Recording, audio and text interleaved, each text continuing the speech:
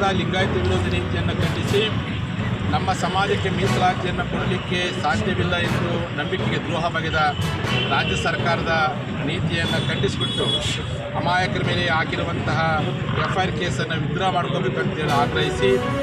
ಪಶ್ಚಿಮ ಸಾಲಿ ಹೋರಾಟವನ್ನು ಸಂವಿಧಾನ ವಿರೋಧಿ ಅಂತ ಹೇಳ್ತಕ್ಕಂಥ ಮುಖ್ಯಮಂತ್ರಿ ಹೇಳಿಕೆ ಹಿಂಪಡಿಬೇಕು, ವಿಧಾನಸಭಾಧ್ಯಕ್ಷರು ಕಡತವನ್ನು ನಿರ್ಮೂಲನೆ ಮಾಡಬೇಕು ಮತ್ತು ನಮ್ಮ ಸಮಾಜದ ಮೇಲೆ ಮಾನವ ಕಲ್ಯ ಮಾಡಿದ ಪೊಲೀಸ್ ಅಧಿಕಾರಿಗಳನ್ನು ಸಸ್ಪೆಂಡ್ ಮಾಡಬೇಕು ಅಂತೇಳಿ ಆಗ್ರಹಿಸಿ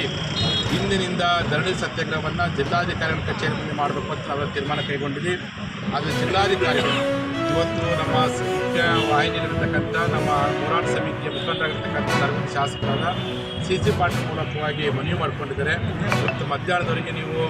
ಧರಣಿ ಸತ್ಯಾಗ್ರಹವನ್ನು ಗಾಂಧಿ ಭವನದಲ್ಲಿ ಮಾಡಿ, ಮಧ್ಯಾಹ್ನದವರೆಗೆ ನಾವು ಸ್ಥಳಾವಕಾಶ ಕೊಡ್ತೀವಿ ಅಂತ ಹೇಳಿದರೆ ನಮ್ಮ CC ಪಾಟೀಲ್ ಮಾತಿಗೆ ಬೆಲೆ ಕೊಟ್ಟು ಚೆನ್ನಮ್ಮ ಸರ್ಕಾರ ಇವತ್ತು ಮಾರಾಟ ಮಾಡಿ ಗಾಂಧಿ ಭವನ ಧರಣಿ ಸತ್ಯಾಗ್ರಹ ಮಾಡ್ತೀವಿ.